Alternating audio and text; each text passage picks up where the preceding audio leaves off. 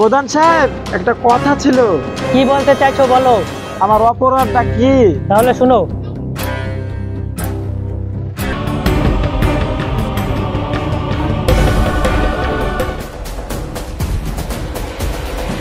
দড়ি তো আসামের গলায় ফিট হচ্ছে না। এই দড়ির মাপে যার গলা পাওয়া যাবে তার গলায় ফাঁসির কার্যকর করা হবে।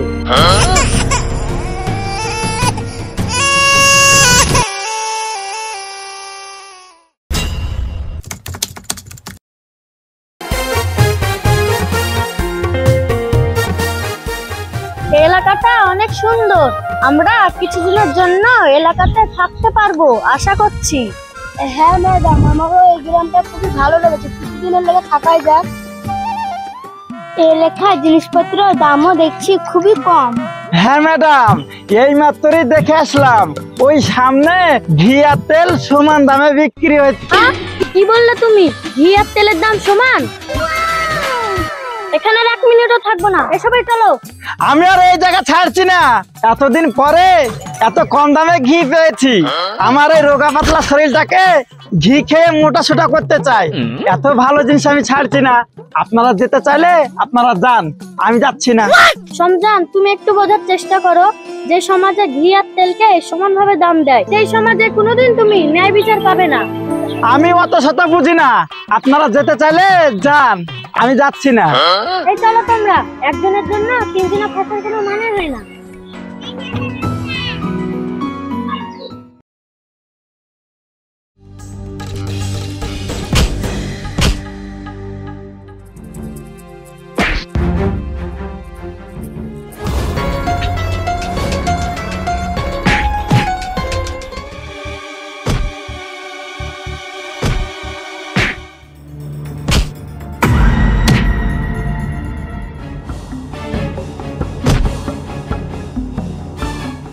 মুমিন, ও মুমিন, কি হলো তোর?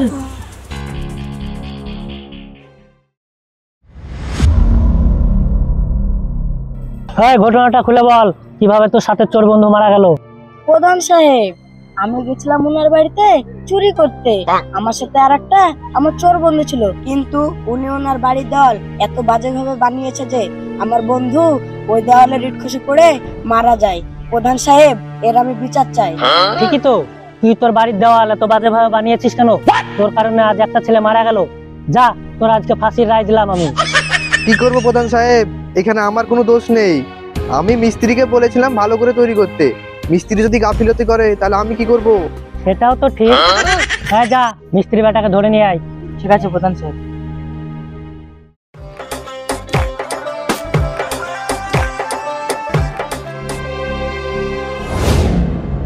প্রধান সাহেব, আমাকে কেন ধরে আনা হলো?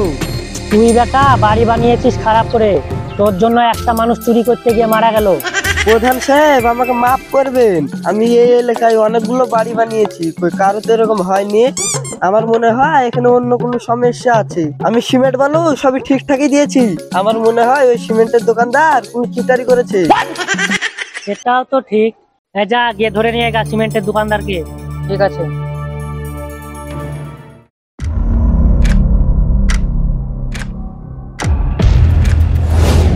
মাফ করবেন প্রধান সাহেব, আমি তো খারাপ জিনিস বিক্রি করি না।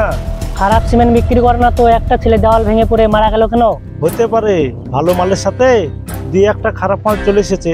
খারাপ মাল বিক্রি করার অপরাধে আগামীকাল বিকেলে তোমার ফাঁসির রায় কার্যকর করা হবে। ভাই কেমন আছেন? হ্যাঁ গাড ভাই, ভালোই আছি। তা ঘি খেয়ে খেয়ে তো ভালোই স্বাস্থ্যবান হচ্ছেন দেখছি, কি রোগা পাতলা হয়ে এসেছিলেন? হ্যাঁ ভাই, তা বিচারে কি শুনলাম, চোর চুরি করতে গিয়ে মরেছে, আর সেই দোষে নাকি দোকানদারকে ফাঁসি দেওয়া হচ্ছে। আরে অনেক পেঁচানো কেস এটা। ও আমার জেনে কোনো কাজ নেই, আমি যাই তাহলে।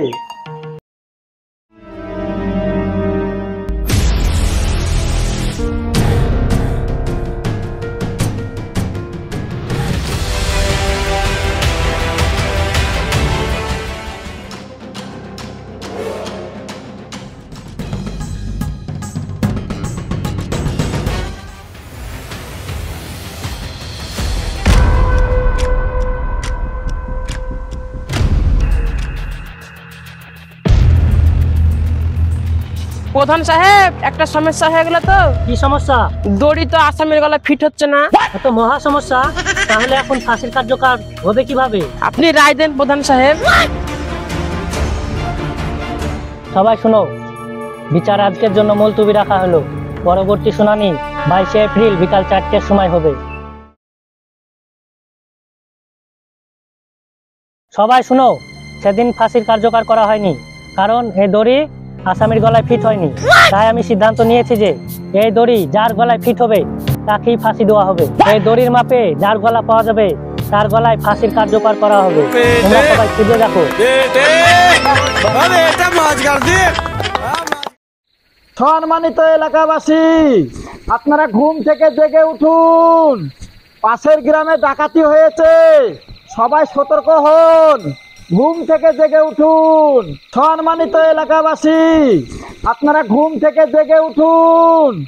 পাশের গ্রামে ডাকাতি হয়েছে, সবাই সতর্ক হন।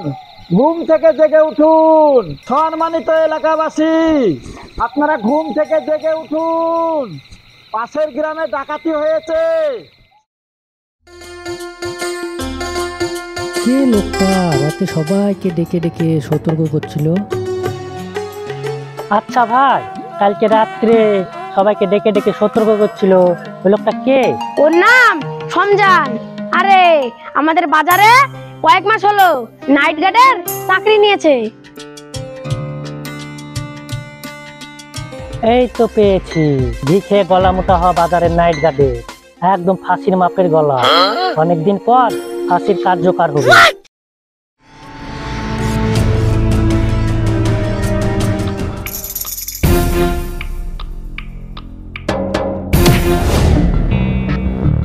নিয়ে যাও, এর গলায় ফাঁসির কার্যকর করা হোক।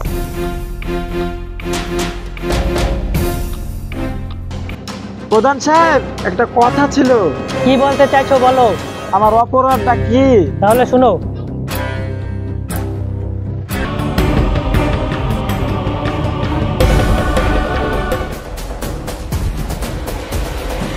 দড়ি তো আসামির গলায় ফিট হচ্ছে না। এই দড়ির মাপে যার গলা পাওয়া যাবে তার গলায় ফাঁসির কার্যকর করা হবে।